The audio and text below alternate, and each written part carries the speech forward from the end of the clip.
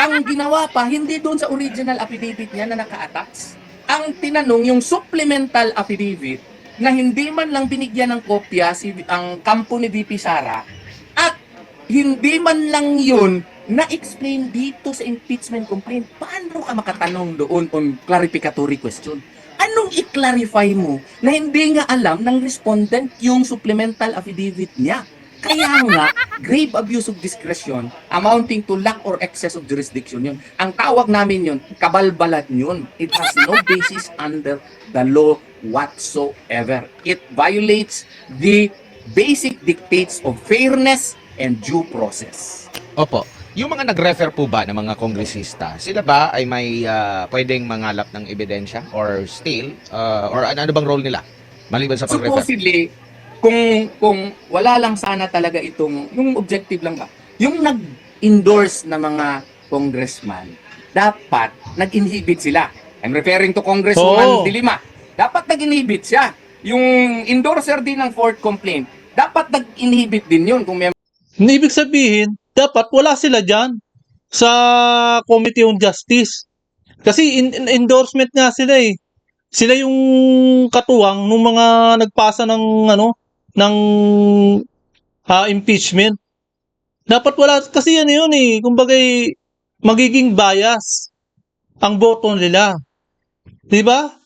Nilagay nyo dyan sa committee, sa member of justice committee, boboto yan eh, 'di ba? Ang iniwasan doon, pagiging bias ni De Lima. Ganyan ang ayaw ni Torion doon. Dapat nag-inhibit siya dyan. Di ba? siya ng Committee on Justice. Why? Because when you endorse a complaint, yung ang sinasabi ko noon, Ano ka na it is as doon? if you own the Automatic complaint, ano ka na eh. Automatic yes ka na kasi ikaw ang nag-endorse eh. Eh di bias nga. Ganun yun certify eh. the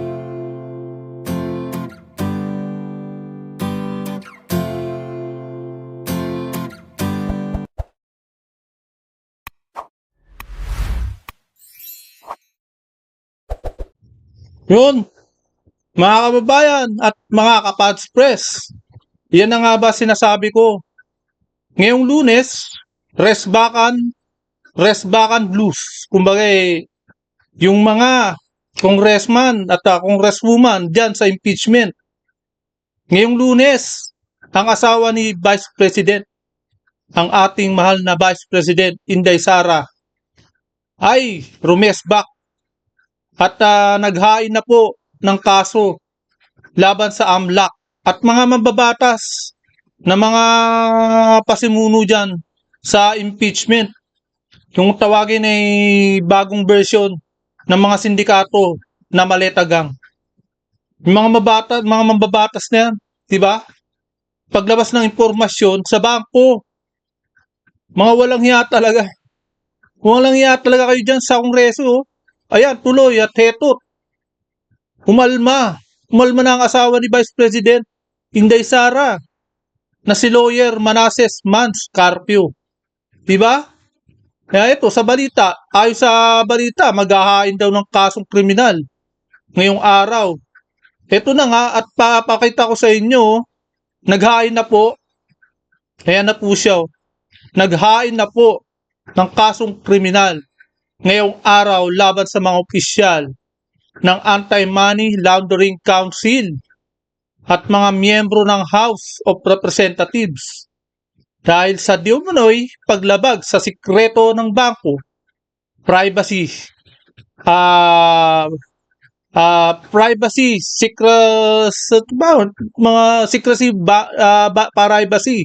at mga batas sa privacy sa panahon ng clarificatory hearing sa impeachment ni Vice President Inday Sara Duterte noong nakaraang linggo. Kaya ayon sa mga bugad ni Carpio noong linggo, ang mga pinangalanang respondent sa reklamo na nakatakdang isampa sa tanggapan ng piskal ng lungsod Quezon ay sina Governor Eli Remolona Jr. ng Bangko Sentral ng Pilipinas. Diba? Kaya yan, buti nga sa inyo. Diba? Bagay, Di ba? Na ano pa ba? Yan. Bagong hinirang na ehekutibong direktor, oh, yung mataba, yung baboy. Di ba? Yun yun eh. Yung bagong, kumbaga yung dating direktor, hindi sila nakaporma ron eh. Dahil ayaw, kung ano yung pinagagawa nila, tinanggihan nun. Eh di ginawa nila, tinanggal nila at etong mataba na to, na tagapangulo ng AMLAC at bagong hinirang na ekotibong direktor ng AMLAC na si Ronel. Yan po. Makikita po natin yung matabang nakaupo sa kongreso. Di ba? Binabentura, kabilang din sa mga pinangalanan ay si tagapangulo ng Komite sa Ustisya ng Kamara at Kinatawan ng Batangas na si Gerbil Luistro. Miyembro ng komite at kinatawan na kabayan na si Chel Jokno at sina mga kinatawan na si Percival Sendenya. Yan po no, mga magagandang lalaki po at magagandang babae, lalo na si Laila de Lima mula sa akbayan at mamamayang liberal. 'Di ba? Puro po sila magaganda. Ayon sa pagkakasunod, 'di ba? Sa kanyang reklamo, inihayag ni Carpio na ang mga nasasakdal ay nagtulungan upang ilihim at ilantad ng illegal ang mga nakaklasipikong kompidensyal na talaan sa bangko na protektado sa ilalim ng Republic Act RA 9160 o yung Anti-Money Laundering Act AMLA, batas sa lihim ng bangko RA 1405 at batas sa privacy ng datos RA 10173. Yan po. Tapos inakusahan po ni Carpio ang IMLC at mga mababatas ng pagbubunyag ng iba't ibang pribadong talaan ng mga transaksyon na lumawak sa mga bayad sa siguro time deposit. Di ba? Pero sana tinamaan dito yung mas matindi dito yung privacy, di ba? Dapat kahit na politiko hindi dapat binubunyag yan eh. Walang karapatan ng AMLAC na ibunyag yan. Di ba? Kaya nga yung direktor dati ayaw ayaw sundin yung gusto nila. Kasi po malilintikan siya. Alam niya yung mangyayari. Di ba? Ngayon, private yung asawa ni Vice President Inday Sara. Ngayon, karapatan niya na mag-aay ng kaso. Talagang hindi ko alam kung nagbobobobohan lang kung kongreso o talagang pinupush lang nila. Gusto lang nasanay na sila namihasa na sila na baluktutin ang batas dito sa Pilipinas. Nasanay sila ang lakas ng lolo, ang GM po, di ba? Ang lalakas ng loob na na baliin ang batas para sa Privacy Act ng isang tao, lalong-lalo na kay Vice President Inday Sara. At ang masakit nito, pati yung privacy ng kanyang asawa, dinamay na walang kabog-abog. 'Di ba? Pinakita pa ni Sardenya yung wing diyan sa congressman na kumbaga pinakita pa yung resibo na talagang nakaka-access siya sa account ni Inday Sara. Maliwanag na maliwanag po. Paglabag sa batas yung ginagawa niya. 'Di ba? Ayon kay Carpio, AMLC leak ay ginamit bilang isang kasangkapan para sa black propaganda at pangharas sa mga politika kaysa isang lehitimong regulasyon. Yan po. Layunin nitong sirain ang magandang reputasyon ni Vice President Sara at ng buong pamilyang Duterte. Ito ay demonyo ayon sa pagpahayag ng mga abogado ni Carpio. Totoo naman mga demonyo. Diba? Ito sina Peter Paul Danao at Nika Nasilla ng Madrid Danao and Association. Ang AMLA ay ginagamit bilang sandata ng labis kahit na illegal. Yan po, no, yung sinasabi naman nila na 500,000 above. Magno-notice na yan. Kumbaga, yan yung limit mo eh. Magno-notice na yan kung bakit ka nagkakaroon ng ganyan. Papaliwanag. Magpapaliwanag ka kung bakit ka lumagpas sa 500,000 na yun. Di ba? Yung salungat sa batas. Para sa purong black propaganda talaga ng mga layunin. Para sa halalan ng 2028. Yung target nila talaga si Sara eh. Dinamay pa nila yung pagka-privacy ng asawa nito. Ang target talaga nila yung 2028. Sirain talaga. Kaya dapat huwag maniwala yung mga taong bayan eh, di ba? Kaya binigyan babala na ang asawa nito. Hindi autorisado at illegal na pagsisiwala. Tapos lumikha na mapanganib na presidente kung saan walang anumang impormasyon sa pananalapi na ng mamayan ang ligtas sa ilalim ng kasalukuyang mga batas sa lihim ng bangko. Kaya nga, kung nagawa nila to sa mag-asawa, kay Inday Sara at sa privacy na si Carpio, paano pa kaya tayo? Paano pa kaya yung mga ibang tao? Di ba? Talagang hindi dapat makonsinte yung mga ganitong klaseng kongreso. Mga buhaya, di ba? Ito, ayon kay Carpio, siya ay napilitan na magsampa ng legal na aksyon bilang pagtatanggol, hindi lamang sa kanyang asawa, si Vice Presidente Sara, at sa pamilyang Duterte, kundi higit sa lahat bilang pagtatanggol sa komunidad ng bangko. Oo, yung mga komunidad natin, tayo na ngayon, mga private na tao na nag-deposit at tagwi-withdraw sa bangko. Confidential talaga. Na pananalapi nito na lalo sa mga walang kamalay-malay na publiko. Na sa panahon ng deliberasyon ng Kamara ng impeachment, nakarang impeachment nila. Sa mga reklamo ng impeachment laban kay Duterte noong April 22, sinabi ni Binaventura sa mga mambabatas na iniplag na ng mga bangko ang 33. Kahinahinalang transaksyon at 630 sakop na pakikitungo na nagkakahalaga ng 6.7 billion. Ito po, wag po kayo maniniwala na 6.7 billion mula 2005 hanggang 2026 na nasubaybayan sa mga bank account ni Duterte at Carpio. Alam naman po natin lahat-lahat na talagang tinotal nila. Puro additional lang ang ginawa nila. Walang minus, puro plus ang ginawa nila. Diyan sa hearing sa impeachment. Trial na nga eh, di ba? Puro mga talagang pandilin lang. Hindi sila na plus minus, kung ano yung balance. Kung ano lang yung pwedeng naiiwan, kada transaction, kung ano yung naiiwan. Diba? Puro additional lang pinaggagawa nila eh. Nasa kabuang 600 transaction na kinasasangkutan ng ang kanilang mga account.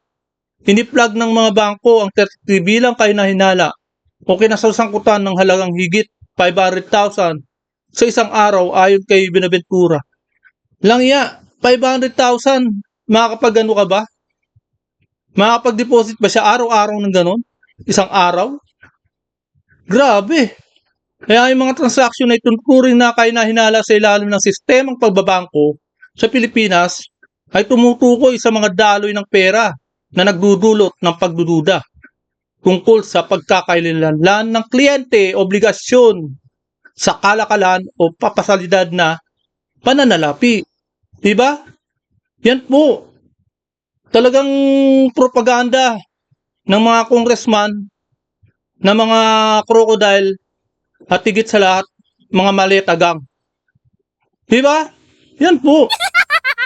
Kaya ito panoorin po natin ang bidyong ito. Ayan, panoorin po natin. Ito. Ayan. Ayan, bago po ang lahat, ay welcome po muna sa aking channel. Ito, at muling nagbabalik ang inyong likod, Pads Press TV. Gusto nyo, umattend siya sa mini trial ninyo. Eh bakit siya attend, ha? Yung itatanong nyo dyan, itatanong nyo rin sa Senado. Kayo yung taga-usig, di ba?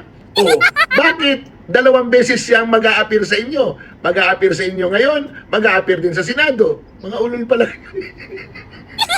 Ngayon, buko na wala kayong ebidensya. Si Madriaga, binigyan lang ng bandila, grinit ng happy birthday, malapit na kay Sara. Kasi ganito yan, Yung amlat, inaano kasi nila, pinalalabas kasi nila na, uy, talagang ganito si Madriaga. Pinagmamalaki pa nila. Na kumbaga, ito yung star witness namin. Maniwala kayo sa amin. Ganun ang gusto nilang gawin sa taong bayan. Sasabihin, parang iniisip pa nila nakakaloko, di ba? Hoy, mga tangang tao, maniwala kayo sa amin. Parang ganun. Ginagawa tayong tanga, ginagawa tayong bobo. Lagya. pinagsama-sama niyo yung bank transactions, bilyon ang inabot, paldo na. Ginagawa niyong bobo ang mga Pilipino. O, Hoy, kita mo, di ba? magsitigil na kayo. Wala na kayong pag-asa. Ha? Si Sara Duterte magiging presidente na. At pag presidente na siya, ihanda nyo na lang yung mga sarili nyo para sagutin yung inyong mga kasalanan sa bayan. Lalo-lalo na yung pagnanakaw nyo sa pera ng taong bayan. Kasi naman, siya inaakusahan yung nagnakaw. Trilyon ang nawawala, hindi man lang ninyo maimbestigahan ng tama. Puro kayo palusot. Kahit nasa Senado yung Blue Ribbon, parang palagi silang walang ebidensya. Klaro, inamin mismo ng Pangulo na may nagnakaw. Inamin ni Martin Romualdez na may nagnakaw. Inamin ni Saldico na may nagnakaw. Pero wala man lang sa inyo makapagturo kung sino. Oh, paano? Ha? Kahit anong gawin ninyo, Sara Duterte pa rin kami. Lalong tumitibay ang paniniwala namin na talagang mga tiwali kayo. At yung hindi kasama sa katiwalian, tinatanggal ninyo. Sayang ang bayo. Daw ay numero. Ngayon, ang pag-uusapan natin din ay numero. Syempre, kung unang Attorney-torian titingnan, po. kasi walang nagdedebate doon sa mga pahayag no, ng AMLAC. Umabot daw, bilyonaryo pala. Itong si Vice President Sara Duterte, hindi ko lang siya nakita sa Forbes list. Pero ano ba ang ano dito, attorney, para hindi ma-mislead ang taong bayan po ukol dito? Well, una sa lahat, no, transaction volume is not wealth. Hindi po tayo dapat mawala dito. This is a very misleading presentation of evidence, no? Kasi nga po, yung 6.77 billion daw na pinost during the hearing, no? It was given the impression na yun ang parang cash deposit ni VP Sara Duterte. Hindi po yun totoo, and that is very Tama po, hindi po totoo yun. Kaya wag po tayong maniniwala sa mga sabi-sabi at mga walang kwentang mga congressman. Yan po, ituloy po misleading, natin ang video ito. Kasi ito po, kaklaruhin ko lang, I'm not officially member of VP Sara Duterte's team, legal team, but of course, I am also a Filipino citizen and I am taxpayer, and as a law dean, I also have the obligation to inform the public, no, as to the matters that are being discussed in the House of Representatives, and especially insofar as the evidences are situated. Kaklaruhin ko lang, itong cover transaction reports po na sinasabi nila na ano daw, 6.7 billion.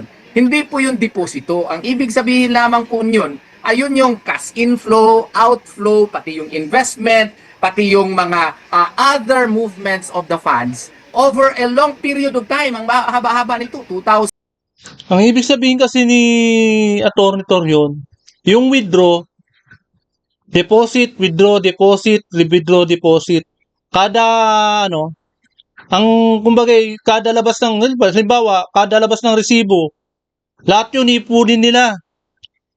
Sa madaling salita, pagkaipon nila, yun, kukumputin na nila yun. Ganun po ang ginawa. Hindi po nila tiningnan yung balance. Basta pinag-ipon-ipon lang nila. Kumbaga sa resibo, pinag-ipon-ipon po nila ang mga resibo. Lang yan talaga, di ba? Yan, ito, tuloy po natin ang video ito. 2005 to 2006. This is for 21 years if I'm not mistaken. Ito yung mga total po ng mga transaction po doon po sa accounts na na-mention po doon sa hearing. Kaya nga po, very misleading po ito. Kasi nga po, maski anyone, no? Maski nga ako siguro, I am also a practicing lawyer, kung i-subject mo doon sa CTR, Covered Transaction Reports, at including the STR, Suspicious Transaction Report, siyempre ang dami-dami niya kasi yung ma-deposit, bibilangin. Kung i-withdraw mo, bibilangin. Kung i-invest mo, bibilangin. Kung yung 2 million mo lang, kunan mo ng 1 million, bibilangin yon. Tapos i-deposit mo naman yung 500,000, bibilangin mo yon. Kung same money mo, deposituhan mo na naman ng 1 million, balik mo, bibilangin nyo. Kung i-invest mo yung pera mo, bibilangin pa rin yun. Lahat yun kinikwenta under the Covered Transaction Report. Kasi yung Covered Transaction Report, 500,000 or more, bibilangin yan whether it is a deposit or a withdrawal or investment, basta siya ay transaction. Yun po ang ibig sabihin yun. Yung suspicious transaction reports naman po, hindi po ibig sabihin na yan po ay ill-gotten wealth na mismo. Ilang beses na nangyari yan sa akin. Kunyari may kliyente ako na galing abroad, magdeposito more than 500,000 for instance, no? Siyempre, tatanungin nila sa akin, they would require more documentations from me.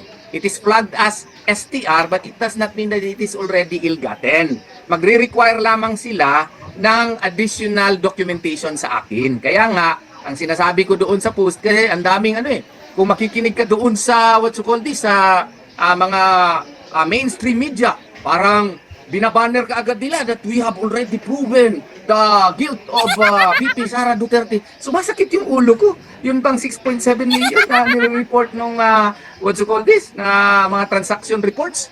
Hindi maling-mali po yun at saka napaka-malicious nun at saka napaka-misleading po nun. Kasi nga po, in-explain ko na ng maigi doon po sa aking post. Lahat po ng transaction, basta covered more than 500,000, bibilangin yan maski na from the same source or from whatever source, no? Maski nga i-withdraw mo, i-invest mo, basta magdaan sa iyong sa iyong bank account, bibilangin 'yon. Ito 21 years 2005 o 2006 to 2025 ata ito. Ang lawak-lawak ng coverage nito, 630 nga lang yung cover transactions. Ang dapat nito, nag-focus doong time na si VP Sara Duterte ay Vice President na. Kung titingnan mo nung Vice President na si VP Sara Duterte, ang liit-liit lang ng mga transaksyon Wala talagang questionably doon. Kaya tayong mga mamamayan, hindi tayo magpapalin lang nito. Wala kasi silang ebidensya against. Totoo po yan. Dapat wag po tayong maniwala sa mga pinahihiran nilang hearing dyan sa Kongreso.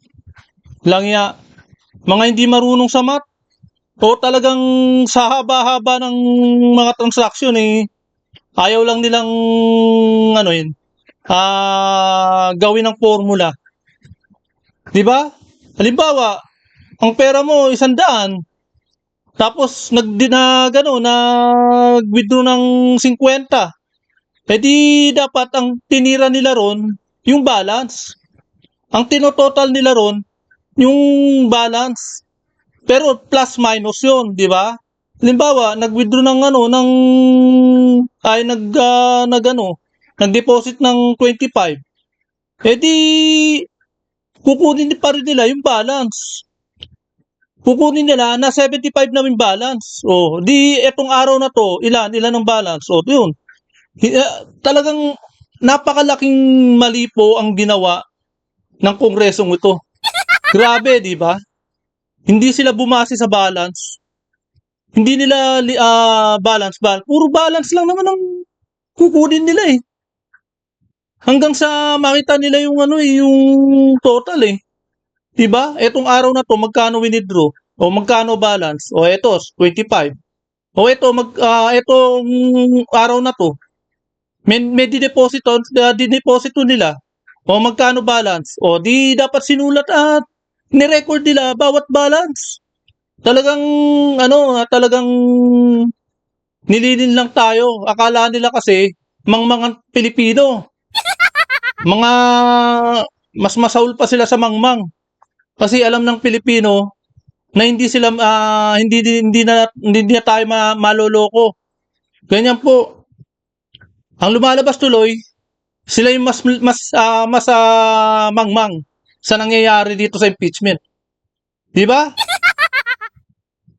Panoorin po natin, Kay tuloy VP po Sara natin ang video Duterte, ito. maski ano-ano na lang ang ginagawa nila just to build a ghost of a case. Opo, attorney, balikan ko lang po, no, ang role ng Kamara dito po sa impeachment. Kasi sinasabi sila yung magiging piskal, di ba? Kung may magrereklamo, dadaan muna sa kanila. Same din ba yung kanilang function sa piskal, Oy. sa regular More na or less. korte? Opo. Yes, more or less. Parang ano na, yung talagang, pag sinabi mong same, yung mga rules, siyempre, number one dyan. Habang hearing, during hearing, may rules sila dyan. Ganyan, magiging kaparehas. Pero wag sa kongreso, di ba? Dahil yung mga pinagsasabi ng mga AMLAC, walang mag-argument. May trial ba? Walang argumento, di ba? Tapos yung nasasakdal, walang argumento. Sila-sila lang talaga, puro mga bangka. Kumbaga sa di ba? Kumbaga sa sugal lagi silang bangka. Di ba?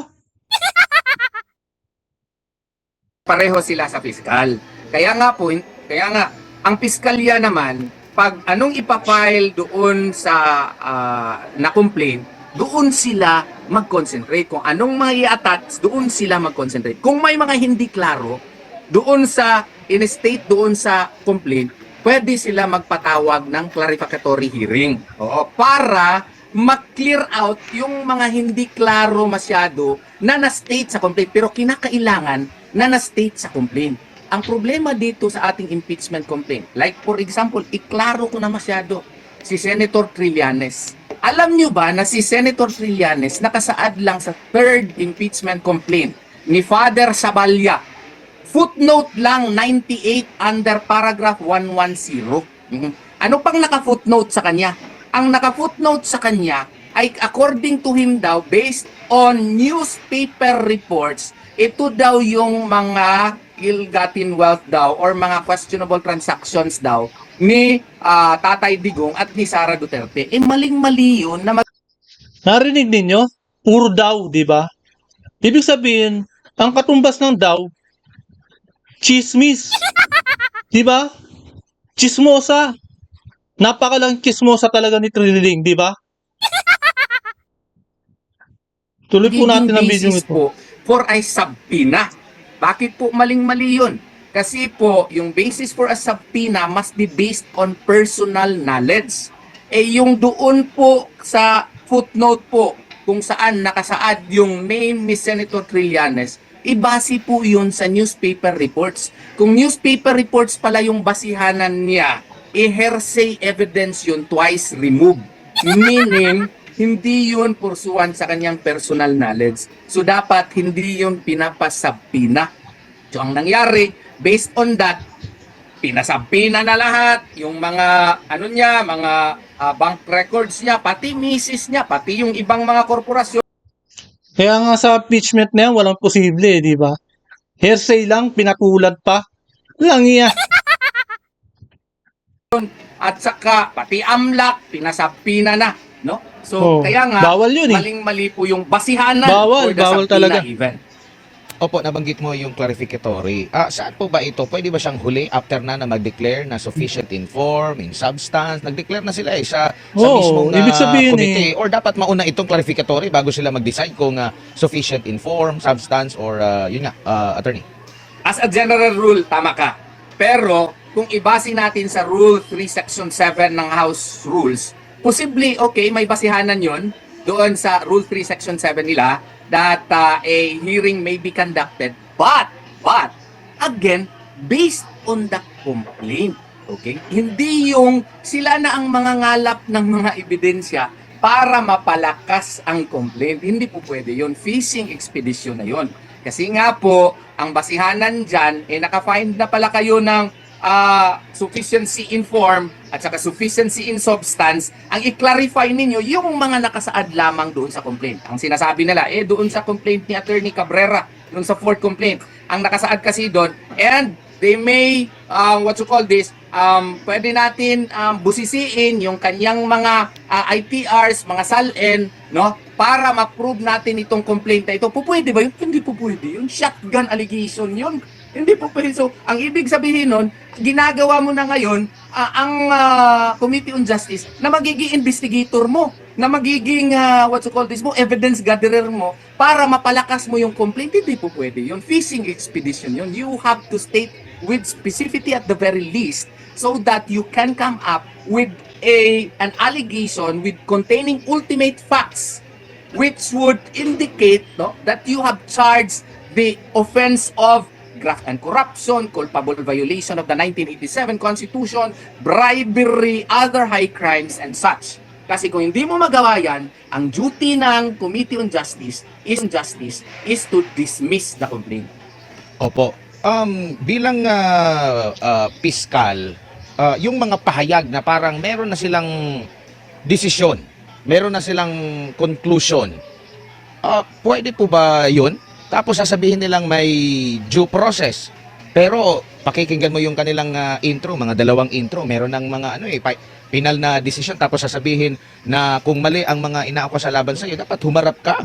Pero di ba sa regular na piskal hindi naman po ata ganyan po ang nangyayari po, attorney, na parang magbibigay ng komento agad yung piskal. Makikinig lang siya kung anong ilalatag na ebidensya, mga argumento noong Yeah. Tapos sa kada pinakikita pa nila yung bangko ni Inday Sara, talagang nangihiya talaga eh. Pinakapakita pa nila sa taong bayan na kesyo hindi raw pumunta.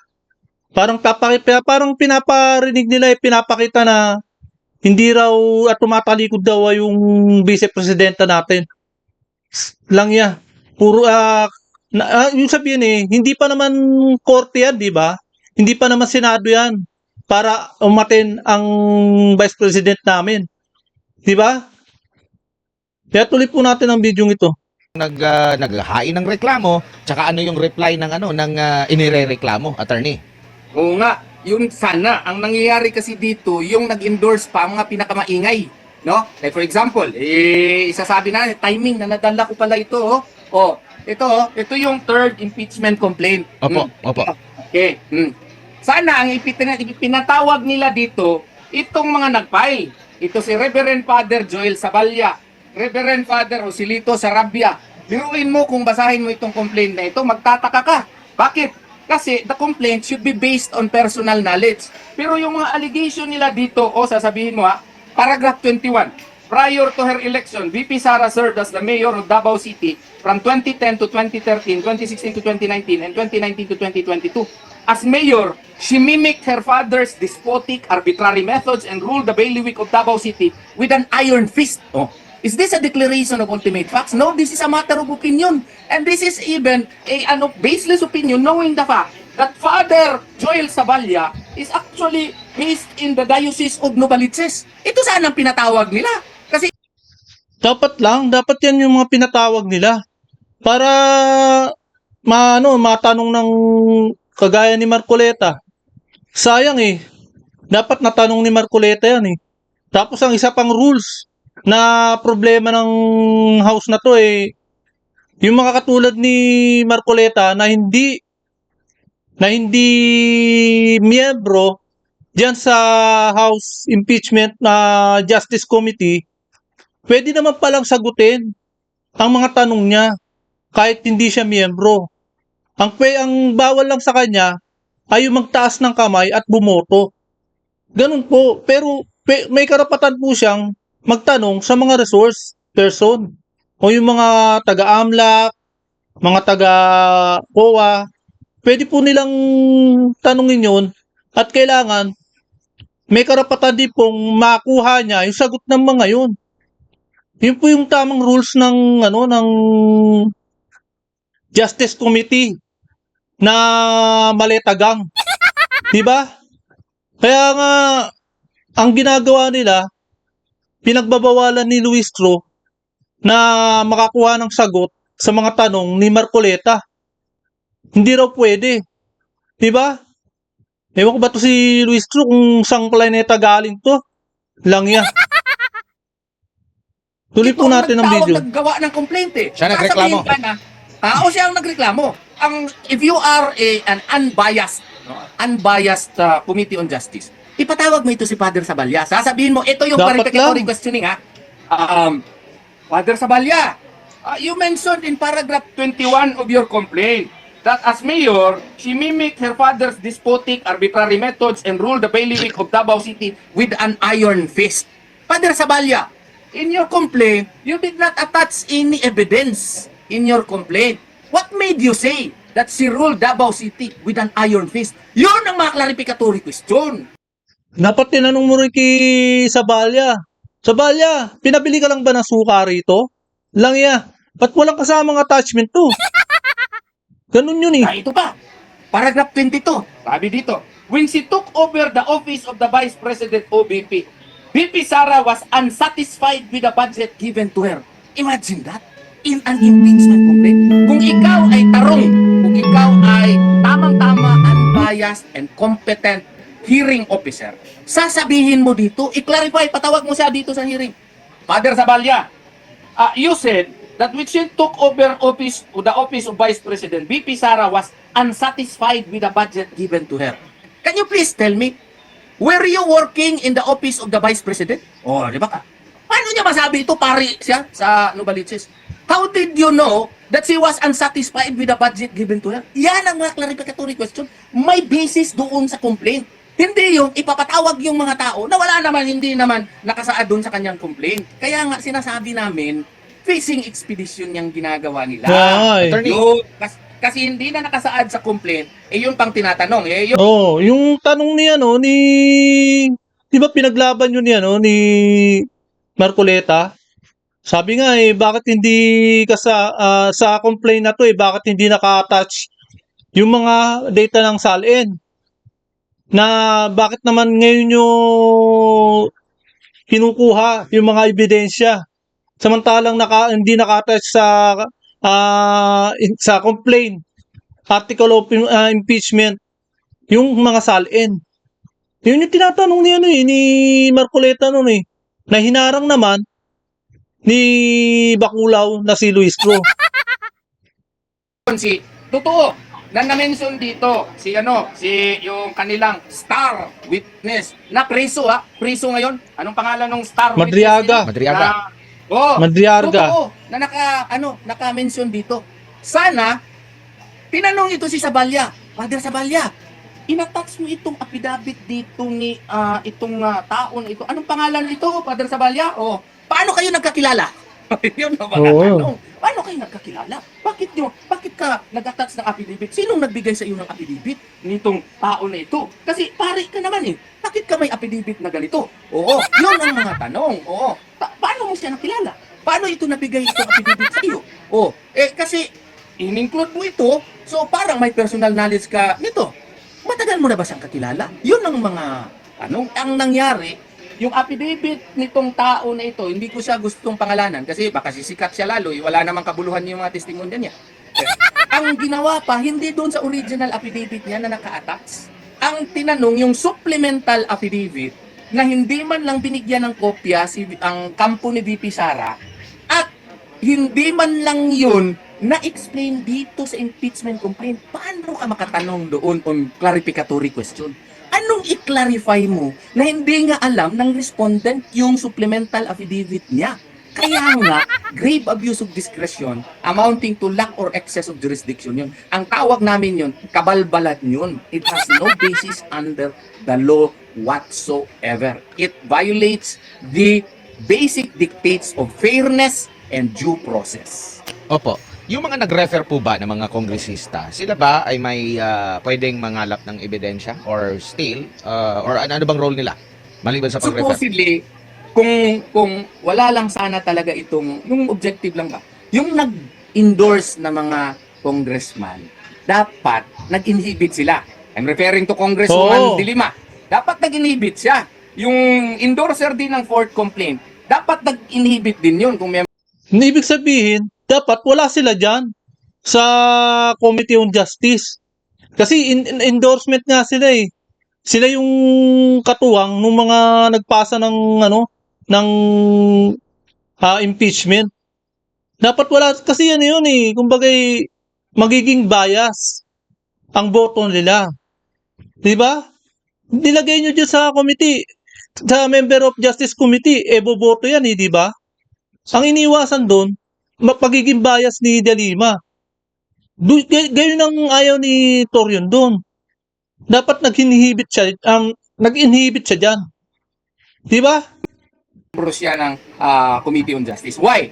Because when you endorse a complaint, yung ang sinasabi ko noon, Ano ka it na is as doon? if you own the Automatic complaint, ano ka na eh. Automatic yes ka na kasi ikaw ang nag-endorse eh. Di bias nga. Ganun yun certified eh. that the complaint likewise is true and correct, and it has basis really that it can fly. It can really survive the test of sufficiency of inform and of substance. It has probable cause. That is in effect what are you endorsing for? Ang problema, ikaw pa yung endorser, ikaw pa yung nagtatanong doon sa wala na Yun ang yung iniiwasan. basic delikadesa. Sana nag-inhibit sila. And then kung kinakailangan na ipatawag sila kasi sila endorser during the hearing, it may be possible. Di ba?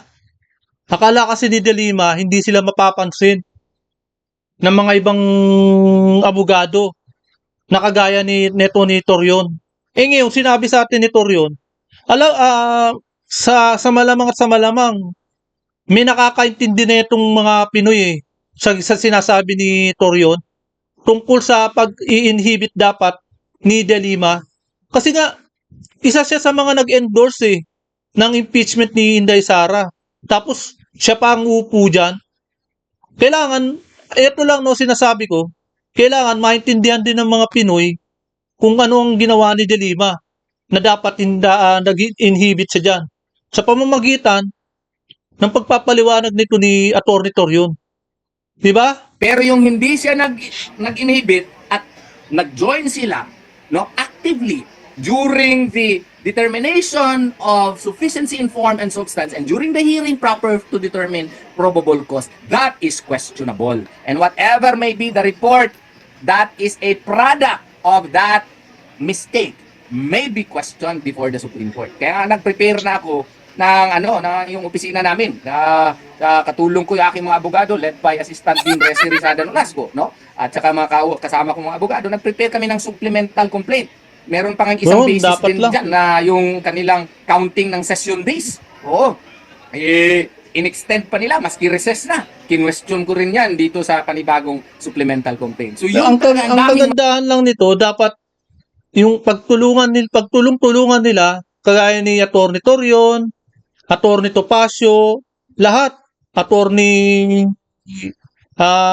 Panelo, yan si Atty. Victor Rodriguez, dapat magsama-sama sila na yung ginawa nilang pagpupusa sa publiko ng account ni Inday Sara at ng pagka-private ni Carpio, ni Mans Carpio, na asawa ni Inday Sara, dapat pag-aralan nila at isulong na nila sa Korte Suprema. Sa bagay, nauna na nga yun sa Quezon City, di ba? Meron na eh. mali po dito na alam naman nila, may mga magagaling na abogado dyan eh. Alam nila na mali yan, pero ang purpose kasi nila, ayaw nila i-diretso kaagad, Kunyari report pa sa eh. plenary para magawa sila ng articles of impeachment, para mag-trial na sa Senado. Kaya ayaw nga nila, ayaw nilang isulong muna para makagawa pa sila ng kalukuhan nila. Di ba? Makagawa pa sila ng kabalastugan at makapag-create pa sila ng mga ikahihiya at magiging ikababagsak ni Inday Sara. Di ba? Kasi siguro alam nila matatalo sila doon. So, in-extend nila itong parang nagawa na sila ng mini trial na violation din under the 1987 Constitution kasi ang Senado lang ang may karapatan yan. Ginawa nila itong mini trial kay para hindi to find probable cause. What is their purpose? Sa tingin ko lang, pwede ko ako magkamali. Ang purpose nila is to chip away the popularity of Madam Sara Duterte. Hindi lang eh. Sinamantala nila. Dahil alam nila hindi makakapag-argumento yung mga depensa ni Inday Sara. 'Di ba? Bawal sa kanila diyan sa Kongreso walang argumento eh. Dahil nga walang dapat trial dahil walang argumento at walang subpoena. 'Di ba? Bawal nga eh. Hindi dapat nagta-trial. Yan ang sinasamantala nila ngayon. They want to crucify Opo, merong nababanggit, nagbabasa ako ng mga iba't ibang mga opinion, pagpuna doon sa bago pa man attorney bago pa man nagsalita yung defense team ng impeachment ni Vice President Sara Duterte. Ang dami ng mga opinion na nagdedepensa, kumukwestiyon dito sa naging hakbang po ng Committee on Justice. At kabilang po sa mga nababanggit nila ay yung Bank Secrecy Law at yung AMLA. Ano po ang nakikita nyo pong paglabag na nangyari doon mula dito sa mga batas na ito, or baka meron pang nakikita kayong questionable sa iba pang mga batas, attorney? yung Bank Secrecy Law, yung 1405, Republic Act 1405. Totoo, merong impeachment na exception doon. But that has to be reckoned with the AMLAC law. Yun ang aming contention dyan. Kasi kung tutuusin po, kinakailangan po talaga na yung mag-imbestiga dyan, korte. Hindi naman sila korte. Oo. They are merely there akin to a prosecutor's office. To my humble mind, hindi talaga mag-apply yung what you call this, Bank Secrecy Law exception. Because granting for the sake of argument that the impeachment exception may apply, it may only be done once the case is already before the Senate as an impeachment court. Okay? So yun ang aking stand doon, and that's one of the reasons why we filed that manifestation before the Supreme Court. Bilib nga ako doon sa BIR na na representative eh. Kasi nga po doon sa BIR, di ba yung mga tax returns yon, they really stuck. They may have brought the documents there but in a box, but they never opened it simply because of the fact that indeed under the National Internal Revenue Code, the exception can only be done, that can only be presented if it is before the Senate, if it is acting in aid of legislation. Kaya nga po, kailangan dahan-dahan sana sila nito kasi may mga ibang tao, in-include nila, pati yung husband, in-include nila, pati yung mga ibang tao, pati yung law firm, i-include nila. So, maraming violations which we all cited in the Supreme Court. I could not explain it at length kasi it is before the Supreme Court already. Opo, tsaka yung pag-determine kung clarificatory ba yung pagtatanong o hindi. Kasi maraming mga instances na napapatanong pero yun nga either pinaalalahanan or i-strike out po yung mga pagtatanong. Sabi nga ni Congressman Marcoleta, wala na rin natira doon sa kanyang mga sinabi kasi pina-strike out ata lahat ng kanyang mga pagtatanong po. Attorney, may nakita po ba kayo doon during sa hearing na tama naman yun clarificatory naman yun? Pero sabi naman ng nag-preside, hindi, na yan, doon na yun sa trial, pag-uusapan yung mga ganyang klase ng tanong, attorney. Double standard nga siya eh. Kung sila, Congressman Marcoleta, iba yung yardstick niya. Pero kung kasama niya, kung nagtatanong doon sa, what you call this, kay Madriaga, medyo iba yung yardstick na. Ayan po, hanggang dito na lamang po ating pong napanood at napakinggan ang pahayag at kumbaga paliwanag na talaga namang tumatak sa isipan natin, na talaga namang madali natin naintindihan dahil ang ganda ng paliwanag netong attorney na to, na si Attorney Torion, na talaga namang nasa katotohanan, di ba? Hindi katulad ng mga maletagang na yan. Biruin nyo alam nila, ang dami nilang abogado dyan eh. Pero anong ginagawa nila? Parang talo pa nila yung bumagsak sa bar exam. Napakasimple lang eh. Alam naman nila na bawal yan eh. Pero ginagawa pa rin nila. 'Di ba? Alang-alang sa maleta, 'di ba? Ganyan po yan. Alang-alang sa pera, alang-alang sa maleta. Kaya yan po, hanggang dito na lamang po. At kung hindi ka pa nakapag-subscribe, please subscribe my channel para lagi kang updated sa bawat upload ko. Maraming salamat po.